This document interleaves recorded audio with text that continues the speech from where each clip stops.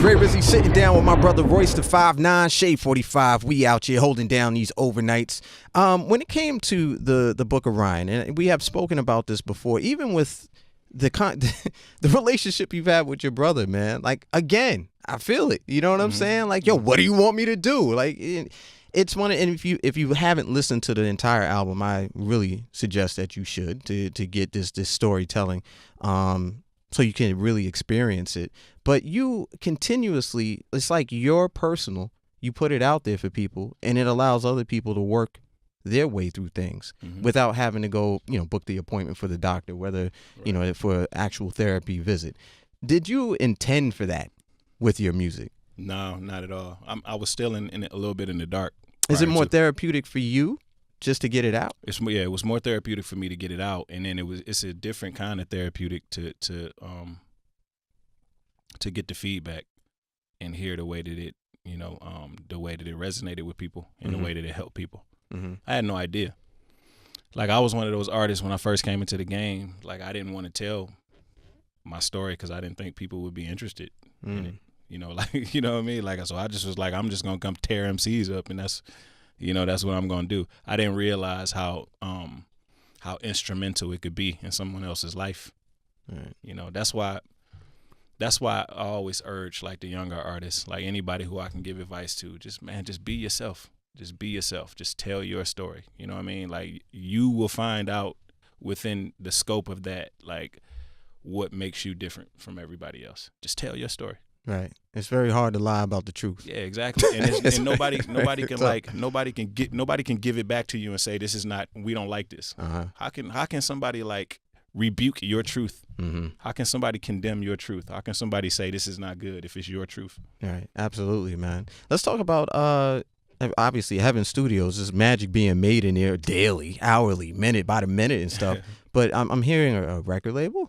Is that on the way? Yeah, we trying to work out some kinks. Yeah, we trying to work out the kinks right now. It's just a studio. Like, the vision for it right now is we wanna somehow, some way, at some point in time, we wanna function kind of like Hitsville. Like, I personally feel as an artist that the development stage of artistry is missing in music. Is that I would say that not so much overall. I don't know how people feel about overall. I absolutely agree with you when it comes to black music.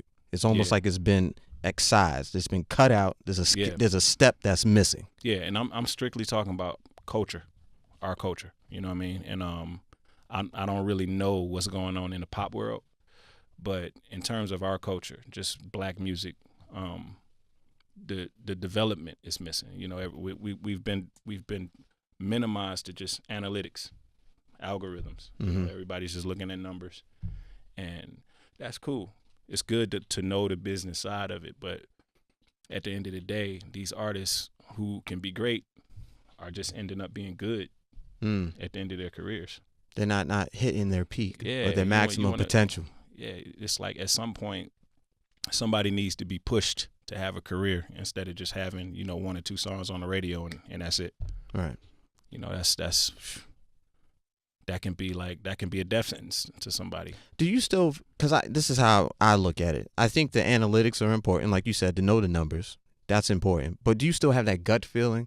Like, I think there's nothing like going into a live, somewhere where you can perform live, some type of venue, and being able to go there, and this person might have like 30 fucking followers on any platform, but you hear something. But that's what happens when everybody's looking at just the numbers. They feel like the gut feeling doesn't matter anymore. They feel like that no longer exists. I think that's a big mistake. It's a big mistake on the artist end and the executive end, because now what happened to the days where guys like Quincy Jones, who's a producer and an executive, can find the homeless guy on the street with the big beautiful voice and turn him into a superstar and push him to levels that he didn't even know he was capable of going to. Like, what happened to those days? Yeah. Like, it's extinct. It doesn't exist anymore. They're almost like people don't even talk about it. And what does that mean for the future of just music in general? Yeah. If you can just look a couple steps ahead. Yeah. It's scary. It's a scary thought.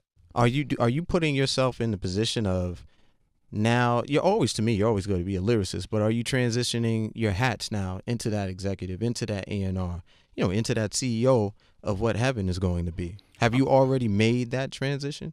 I don't know if I fully made the transition, but it's definitely starting to be a thought in my mind, and I'm just kind of letting it happen. Like, I know myself, so I'm really good at things, and I'm not trying to toot my own horn, but I'm really good at things. Now, fuck that. You earn that respect. Go ahead, man. I'm really good at things when I can focus on them, and I feel like it's a passion of mine. Like, I can get really good at it really fast, as long as I let it happen. You know what I mean? Like, as long as I don't force. There's no rush. It's no rush. I still have a few things I want to kind of get off my chest lyrically. I've been dabbling in the production. You know what I mean? I want to do that a little bit too. I just want to take my time and just have fun with it, and just make sure that everything that I do is a contribution to the art form, as opposed to just doing shit. Yeah. You know what I mean? Can appreciate that, man. It's Gray Rizzy in the building. Royce the 5'9" is here with me. Make sure you go ahead and hit us up at Royce59, at Gray Rizzy, and at Shade 45. We're going to get into some music, and then we're going to be right back. Keep it locked. It's Shade 45.